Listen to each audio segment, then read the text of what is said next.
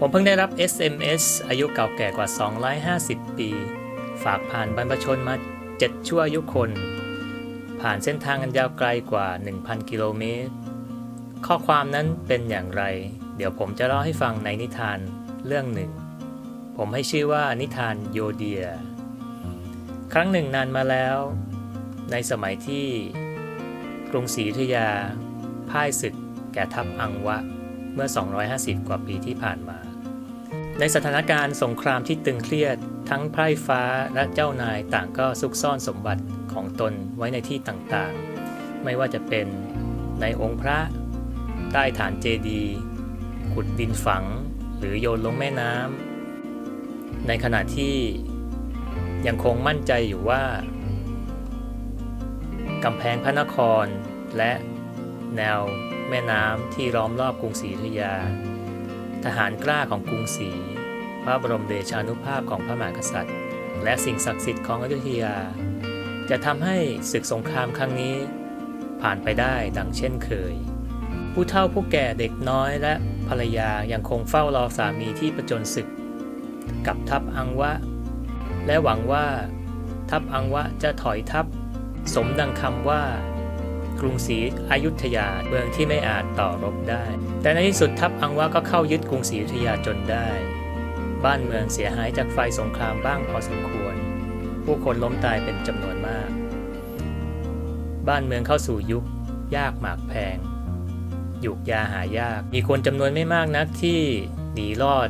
ข้ามกำแพงและแนวแม่น้ำออกไปสู่อิสรภาพภายนอก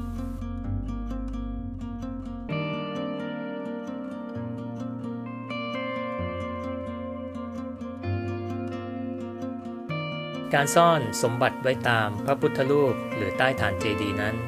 ถือว่าเป็นที่ปลอดภัยเพราะว่าทัพอังวะเองก็เป็นชาวพุทธเหมือนกันจึงไม่กล้าที่จะทำลายสิ่งศักดิ์สิทธิ์เหล่านี้แต่การริบทรัพย์สินและการกวาดต้อนผู้คน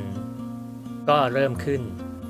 ทรัพย์สินและอาวุธยุทโธปกรณ์ต่างๆของมีค่าต่างๆถูกลำเลียงไปทางน้ำไปตามแม่น้ำเจ้าพระยาขึ้นไปทางเหนือและข้ามแนวเทือกเขาสู่ลุ่มน้ำอิราวดีไปสู่กรุงอังวะส่วนผู้คนที่ถูกคัดเลือกก็จะมีพระราชวงศ์เจ้านายชั้นสูงไพร่ฟ้าช่างฝีมือดีและสาวงาม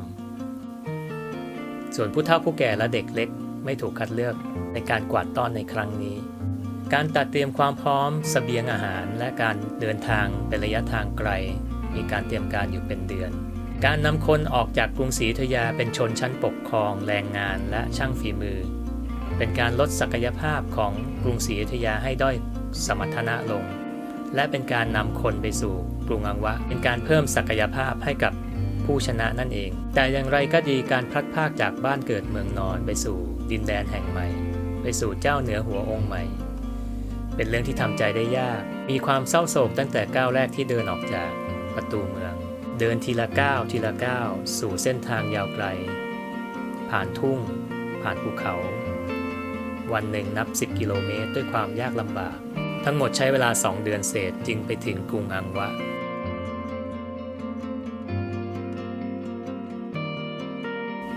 ซึ่งตามบันทึกของพม่าก็เป็นเดือนที่9หลังจากกรุงศรีแตกครั้งที่2เมื่อไปถึงแล้วพระเจ้ามังระจัดให้พระราชวงศ์ฝ่ายหญิงอยู่ราชวังชั้นในราชวงศ์ที่มีครอบครัวอยู่ชั้นกลางและขุนนางถัดไปอยู่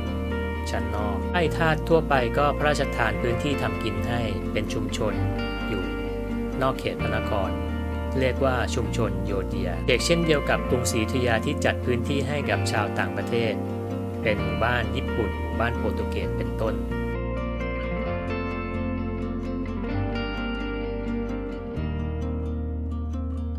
ตามบันทึกของพม่ามีรายพระนามของเจ้านายฝ่ายหญิง2 พระองค์คือเจ้าฟ้ามงกุฎกับเจ้าฟ้ากรุงธน2 พระองค์นี้เป็นกวีเอกในสมัยกรุงศรีอยุธยาและยังได้ฝากฝีมือการประพันธ์การแสดงโขนและละครอีเหนา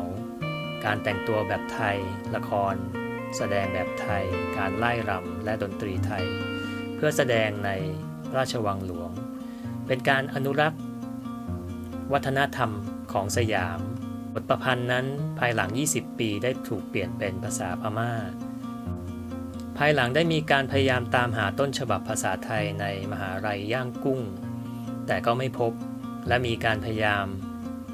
สร้างการแสดงอีเหนาขึ้นมาใหม่แต่ก็ไม่สามารถที่จะแสดงได้เหมือนดังเช่นต้นฉบับเก่าเพราะการถ่ายทอดนั้นไม่สามารถถ่ายทอดได้จากตัวหนังสือแต่เป็นการถ่ายทอดจากอาจารย์สู่ลูกศิษย์จากบุคคลต่อบุคคลจากลมหายใจต่อลมหายใจแต่อย่างไรเจ้าหญิงทั้งสององค์ก็พยายามรักษาอนุรักษ์วัฒนธรรมของสยามไว้อย่างสุดฝีมือส่วนขุนนางที่มีความจงรักภักดีและมีความสามารถก็ให้ไปกินเมืองหรือไปครองเมืองที่เป็นชุมชนชาวสยาม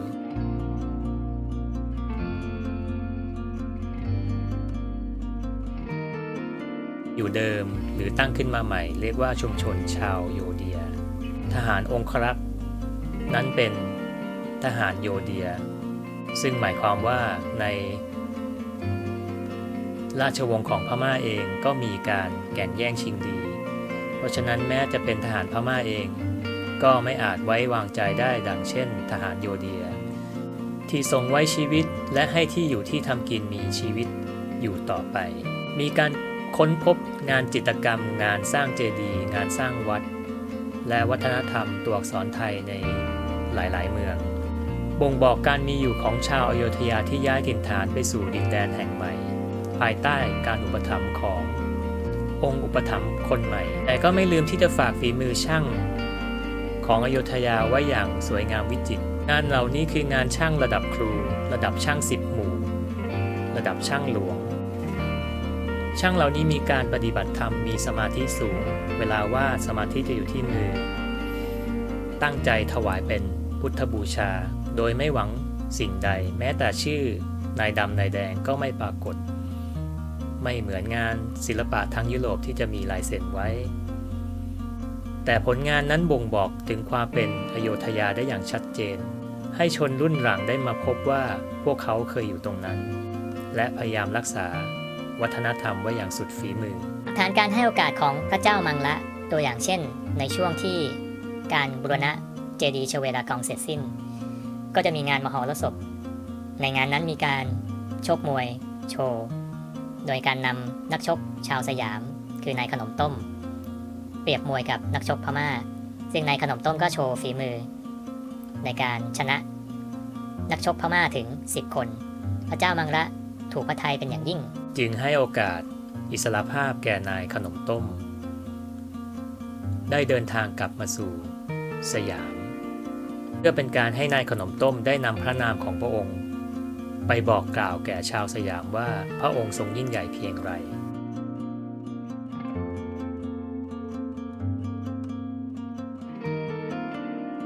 ชุมชนชาวอยุธยาถูกเรียกว่าโยเดียโดยชาวพม่ายังคงรักเชื้อสายอย่างเหนียวแน่นตัวอย่างเช่นในเมืองซูก้าซึ่งเพี้ยนเสียงมาจากคำว่าสุขะแปลว่าเมืองที่อยู่แล้วสุขสบายชาวโยเดียในหมู่บ้านนี้จะไม่ยอมแต่งงานกับคนหมู่บ้านอื่นเพื่อรักษาสายเลือดของอโยธยาว่าให้เป็นสายเลือด 100% ถึงเจเนอเรชันที่8แต่เรื่องภาษาก็จะเหลือเป็นแค่คำๆเพราะว่าในช่วงเจเนอเรชันที่6ลงมา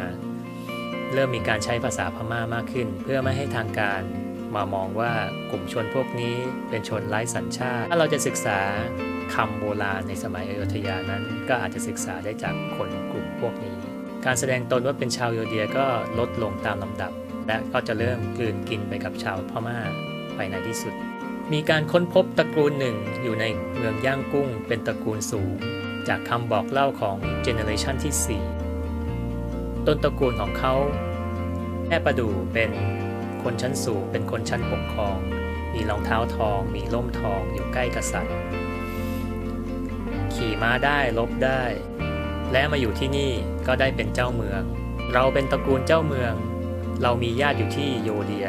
กลับไปตามหาญาติเราที่โยเดียนะลูกซึ่งตอนนี้ก็เป็นเจเนอเรชันที่7แล้วสำหรับครอบครัวนี้ผู้ที่มีรองเท้าทองมีร่มทองบ่งบอกว่าเป็นเชื้อพระราชวงศ์สยามนั่นเองถ้าจะให้เดาความรู้สึกของเจเนอเรชันที่1ที่จากบ้านจากเมืองมาถามว่าอยากกลับบ้านไหมผมขอตอบได้เลยว่าอยากกลับบ้านเป็นที่สุด แล้วก็มาถึงบุคคลสำคัญท่านหนึ่งที่ผมจะกล่าวถึงคือพระเจ้าอุทุมพรซึ่งในขณะที่ถูกอัญเชิญไปที่กรุงอังวานั้นท่านครองสมณสงฆ์และครองสมณสงฆ์จนกระทั่งมรณภาพเป็นเวลา29 ปีที่อยู่ณเมืองพม่าในพงศาวดารของพม่าได้กล่าวถึงงานพระราชทานเพลิงศพของพระเจ้าอุทุมพรไว้อย่างสมพระเกียรติดังเช่นกษัตริย์มีการสร้างเจดีย์บรรจุอัฐิพระธาตุไว้แห่งหนึ่งภายหลังมีการค้นพบที่บรรจุอัฐิพระธาตุเป็นพระบาทแก้วลวดลายประดับระดับพระมหากษัตริย์และยังมีพระอบของเจ้านายฝ่ายหญิงอีก2 ใบลวดลายระดับกษัตริย์เช่นเดียวกันแต่ไม่พบพระธาตุใดๆเป็นไปได้ว่าเจ้าของพระอบ2 ใบนั้นน่าจะเป็นพระราชวงศ์ฝ่ายหญิงที่ใกล้ชิดกับพระเจ้าอุทุมพรนั่นเองเพื่อมาแสดงความไว้อาลัยหรือแสดงเครื่องหมายการติดตามพระองค์พระธาตุที่พบนั้นเป็นพระธาตุส่วนกระดูกกรามซึ่งไม่พบชิ้นกระดูกที่เป็นฟันมีการค้นพบกระดูกชิ้นฟันอีกที่หนึ่งเป็นเจดีย์ที่อยู่อีกเมืองเป็นเจดีย์ที่พังแล้วในบริเวณเดียวกันจะมีการปลูกต้นไม้ซึ่งปกติจะปลูกต้นโพคู่กับพระเจดีย์แต่สถานที่แห่งนี้ปลูกด้วยต้นมะเดื่อซึ่งคำว่าอุทุมพรในภาษาบาลีแปลว่าต้นมะเดื่อจึงชี้ชัดว่าพระเจดีย์แห่งนี้เป็นของพระเจ้าอุทุมพร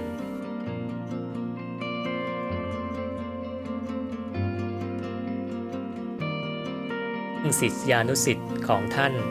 ได้แยกย้ายขอแบ่งส่วนพระอัฐิไปบูชาในที่ต่างๆนั่นเองนักวิชาการพม่าให้ข้อมูลว่าเจดีย์ในระดับนี้จะไม่สร้างให้พระธรรมดาต้องเป็นระดับพระอรหันต์เท่านั้นจะเห็นว่าการศึกสงครามในสมัยโบราณไม่ใช่การลบราฆ่าฟันเพื่อเผาบ้านเผาเมืองฆ่าล้างเผ่าพันธุ์นำเฉลยศึกมาทรมานทรกรรมแต่อย่างไรให้เกียรติซึ่งกันและกันตามฐานะที่มีอยุธยาเองก็ไม่เคยยอมแพ้ไม่เคยทิ้งวัฒนธรรมไม่เคยลืมบ้านเกิดเมืองนอนและภูมิใจในเลือดเนื้อเชื้อไขชาวอยุธยาเป็นอย่างยิ่งแม้ชาวโยเดียจะอยู่ห่างไกลเป็นเวลานานเพียงไรก็ยังฝากข้อความห่วงใยและความคิดถึงมาสู่บ้านเกิดเมืองนอน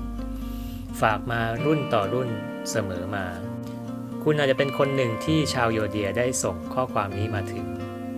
เวลาเรียงครับที่เราควรจะอัญเชิญพระธาตุของพระเจ้าอุทุมพรพระธาตุของกษัตริย์อยุธยาองค์สุดท้ายพระธาตุของพระอรหันต์มาบูชาให้สมพระเกียรติที่กรุงศรีอยุธยา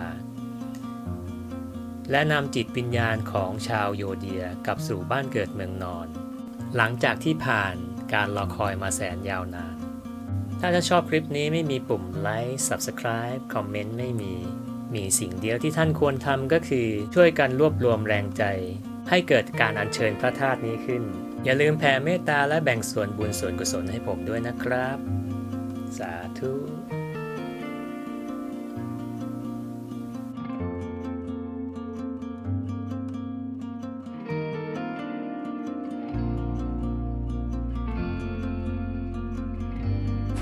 ชาวกรุงศรีอยุธยาส่วนหนึ่งก็กลายเป็นชาวโยเดียและอีกส่วนหนึ่งก็กลายเป็นชาวรัตนโกสินทร์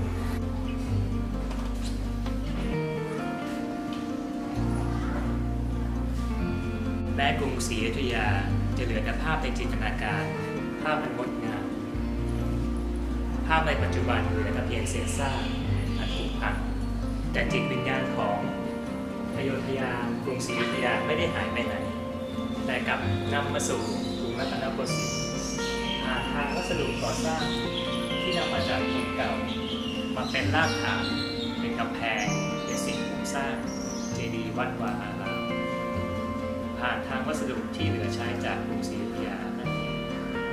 สายเลือดของกรุงศรีอยุธยาก็ไม่ได้หายไปไหนในที่สุดก็กลับมาสร้าง